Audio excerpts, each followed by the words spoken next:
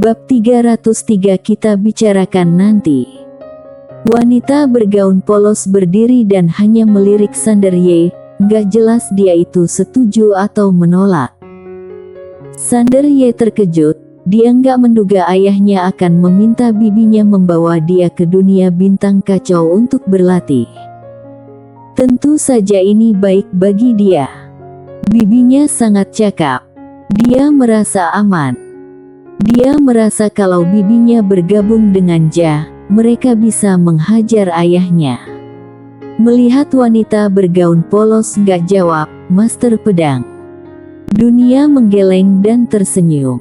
Persaudaraan mereka kental dan mereka punya pikiran yang sama. Mana mungkin dia nggak tahu apa yang dipikirkan wanita ini.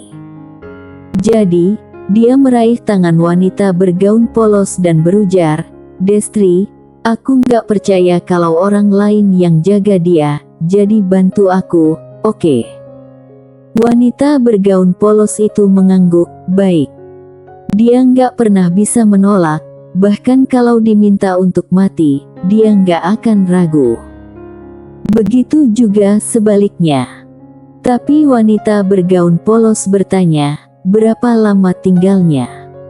Master Pedang Dunia merenung lalu berujar, "Sampai jadi Kaisar Agung, oke?" Wanita bergaun polos melirik Sander Ye, "Bisal." Master Pedang Dunia tersenyum sembari menatap Sander Ye yang senang, "Ikuti bibimu, berlatihlah dengan giat." Sander Ye mengangguk, "Baik." Master Pedang Dunia tertawa, lalu menghilang bersama Stella Qin. Sesudah upacara selesai, semua orang pergi, hanya menyisakan Sander Ye, Grace Nalan dan wanita bergaun polos.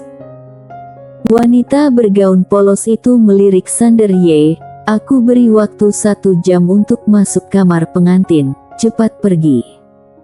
Sander Ye tertegun. Di langit berbintang, Master Pedang Dunia mengajak Stella Qin menghampiri langit berbintang di kejauhan. Stella Qin berujar, "Kamu mau hentikan mereka?" Tuan Pedang Dunia mengangguk. Stella Qin mengangguk. Master Pedang Dunia berujar, "Kalau Destri nggak beraksi, biarpun ayah dan kakakku berlatih, mereka nggak harus memutuskan hidup atau mati. Karena, yang mau mereka bunuh adalah Destri atau dibunuh oleh Destri." Stella Qin berujar, "Karena mereka berdua pernah dia kalahkan." Master Pedang Dunia mengangguk. Stella Qin berujar, "Nona Destri seharusnya tahu niatmu." Master Pedang Dunia tersenyum, "Itu pasti, dia sangat pintar." Dia menggeleng, "Dia hanya nggak mau menolakku."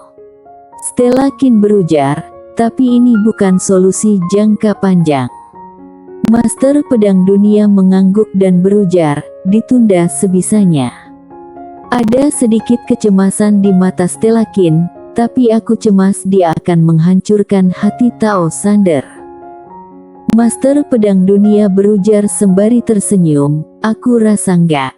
Jiwa dia sangat mantap jadi nggak akan dirusak oleh Destri. Sebaliknya, Destri bisa menyembuhkan sikapnya yang suka pamer." Stella Qin mendelik, "Kamu sebagai ayahnya saja suka pamer, kenapa kamu nggak izinkan dia pamer? Lagi pula, apa salahnya kalau dia pamer? Kurasa itu bagus." Master Pedang Dunia mengakak, dia menemukan sejak punya putra, pikiran wanita kaya ini terfokus pada putranya. Orang tua di seluruh dunia sama saja. Di rumah, Sander Ye dan Grace Nalan duduk di samping ranjang. Sander Ye mengangkat kain merah Grace Nalan, memperlihatkan wajahnya yang cantik. Grace Nalan sangat cantik, hanya sedikit wanita yang bisa menandingi dia. Tapi dia tersenyum malu, dengan sedikit harapan dan gugup. Dia sangat menawan, membuat hati Sander bergejolak dan darah binatang mendidih. Melihat Sander Ye terengah-engah, Grace Nalan bingung, "Sander, kamu?" Sander Ye langsung memeluk Grace Nalan. Mana mungkin Grace Nalan gak mengerti. Telinganya merah karena malu, seperti awan terbakar. Sander, tunggu sebentar, ada yang mau kukatakan. Sander Ye berujar dengan gemetar, kalau ada sesuatu, bicarakan saja nanti. Sesudah beberapa hari, Sander Ye meninggalkan negara N dan pergi ke dunia bintang kacau bersama wanita bergaun polos. Tentu saja, dia mau tinggal beberapa hari lagi. Siapa yang gak mau merasakan lebih banyak ekstasi itu? Tapi bibi bergaun polos menunggu dia. Semula bibinya hanya memberi waktu 1 jam, tapi dia membujuk dan meminta waktu 3 hari. Kalau ditunda lagi, kemungkinan dia akan dipukuli. Sander Ye menatapi wanita bergaun polos. Bibinya gak bergaun merah, melainkan bergaun polos tanpa hiasan. Terlihat bersih, anggun, pendiam dan acuh gak acuh. Dia bertemperamen dingin dan jarang bicara. Sander Ye berujar, "Bibi, aku mau pergi ke suatu tempat untuk mencari teman lama dulu, oke?" Wanita bergaun polos menatap Sander Ye dan gak bicara. Sander Ye panik, mata bibi ini setenang air, tapi seolah mampu membaca hati orang. Membuat orang merasa dirinya transparan dan gak bisa menyembunyikan apapun. Wanita bergaun polos masih gak berbicara, tapi Sander Ye melihat dia gak keberatan, jadi mengumpulkan keberanian dan berujar, "Bibi, ayo ke desa batu." Wanita bergaun polos itu berbalik dan melihat jauh ke langit berbintang di kejauhan. Dia gak bicara, entah apa yang dia pikirkan. Sander Ye melirik wanita bergaun polos dan mengembus napas. Dia tahu bibinya lagi memikirkan sesuatu. Di bawah bimbingan wanita misterius, Sander Ye mengajak wanita bergaun polos ke desa batu. Sander Ye mau merobek ruang waktu untuk melakukan perjalanan melalui ruang waktu, tapi wanita bergaun polos itu meraih bahunya. Detik berikutnya, Sander Ye melihat kilatan sinar putih. Ketika muncul, mereka berada di depan sungai. Sander Ye melihat sekeliling ada pegunungan yang seperti pedang tajam yang menembus langit. Ribuan kaki di depannya, ada desa batu. Desa batu dibangun di atas gunung.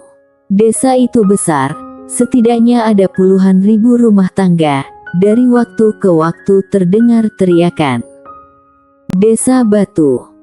Sander Ye menghampiri desa batu bersama wanita bergaun polos.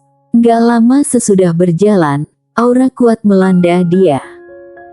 Wanita bergaun polos itu mengernyit, ketika dia menyatukan kedua jarinya, dia hendak beraksi, tapi wanita misterius mendadak muncul dan menatap desa batu, orang sendiri.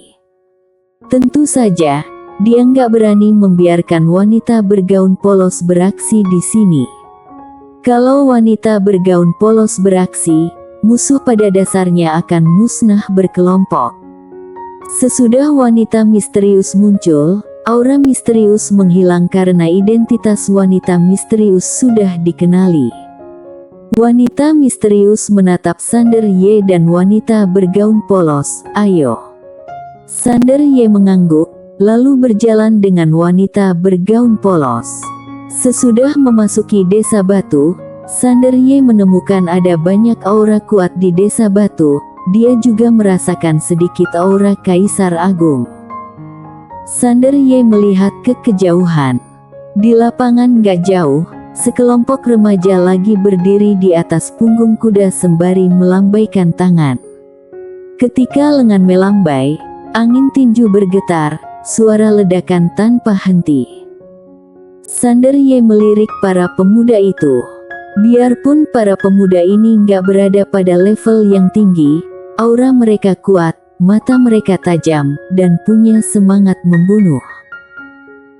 Di hadapan para remaja itu berdiri seorang lelaki paruh baya yang tingginya 8 kaki, badannya tegap seperti pedang atau tombak, lengannya terlipat seperti tiang, matanya tajam. Matanya menyapu perlahan para remaja itu, suaranya seperti bunyi genta. Perjalanan bodoh ibarat membangun gedung tinggi. Fondasi itu paling penting. Kalau nggak stabil, akan runtuh. Jadi, mumpung muda, kalian harus membangun fondasi bagus. Kian bagus fondasi, batas maksimal akan lebih tinggi. Semua remaja serempak berujar, "Ya." Seorang pemuda mengangkat tangan kanan dan berujar, "Instruktur, ada yang mau aku katakan." Pria itu menatap pemuda itu, katakan. Bocah itu memberi salam, "Kapan aku bisa ke alam semesta nyata?" Pria paruh baya itu tersenyum, "Oh, kamu mau ke alam semesta nyata sekarang?" Pemuda itu mengayunkan tinju, "Kudengar sandar Ye alam semesta Guanxuan sangat menakjubkan. Dia dengan mudah membunuh Kaisar Dewa pada usia 18 tahun. Dia dikenal sebagai orang tergenius di semua alam semesta, tapi aku nggak puas dan mau melawan dia." Sandar Ye melirik pemuda yang berbicara. Ranah pemuda itu satu tingkat di bawah dia, yaitu insan Xian, tapi auranya kuat. Dia tahu fondasi pemuda itu mantap, dan berkekuatan tempur yang dahsyat. Pria paruh baya itu tersenyum, "Kamu berani menantang dia, itu bagus. Tapi, jangan meremehkan. Dia memasuki alam semesta nyata hari itu dan membantai alam semesta nyata dengan kekuatan sendiri. Banyak jenius yang kekuatan dan bakatnya nggak bisa dibandingkan orang biasa. Jadi, kalau kamu bertemu dia di medan perang, jangan meremehkan." Pemuda itu masih nggak puas, "Instruktur, apa Sandar Ye benaran sehebat itu?" Pria itu mengangguk, "Kalau dia nggak unggul, bagaimana alam semesta nyata bisa memperlakukan dia dengan begitu waspada?" Dia melirik para pemuda, "Ingatlah, biarpun alam semesta nyata sekarang adalah penguasa super alam semesta, bukan berarti kita tak terkalahkan. Kalian harus tahu ada orang di atas orang. Ketika berada di luar, bersikap rendah hati sedikit, jangan sombong atau berpuas diri. Banyak orang mati karena sombong." Pemuda itu memberi salam dan nggak bicara. Pria itu menghampiri pemuda itu sembari tersenyum. Walaupun alam semesta nyata dan alam semesta Guanxuan bermusuhan, harus kita akui orang lain memang menakjubkan, seperti Sandar Ye. Sekarang hampir nggak ada generasi muda di alam semesta nyata yang mampu menandinginya, jadi kalian harus lebih giat lagi untuk mengabdi pada dewa nyata. Pemuda itu mengangguk, "Oke." Pria itu tersenyum, "Lanjutkan." Para remaja terus berlatih. Sandar Ye melirik sekelompok remaja itu, lalu pergi dengan wanita bergaun polos. Wanita misterius nggak masuk pagoda, dia berdiri di samping, dia takut orang-orang di desa batu memprovokasi wanita bergaun polos itu. Sandar Ye bertanya, "Senior, apa kamu tahu di mana dia?" Wanita misterius berbisik, "Terus turun." Sandar Ye mengangguk. Dia jadi gugup. Saat bertemu lagi, apa Bella masih mengenali dia? Dia juga nggak tahu. Perlahan-lahan, dia menjadi gelisah. Nggak lama, terdengar suara dari kejauhan, "Kamu gadis liar datang mencuri makanan lagi. Siapa yang tahan dengan cara kamu makan?" Seorang wanita berlari keluar dari sebuah rumah batu. Wanita itu lagi memeluk setumpuk di dada dan memegang satu di tangan. Dia berlari dan berujar, "Paman Lin, aku beneran lapar. Sesudah aku makan kali ini, aku nggak makan lagi." Sandar Ye menatap wanita di kejauhan dan terpana. Bersambung.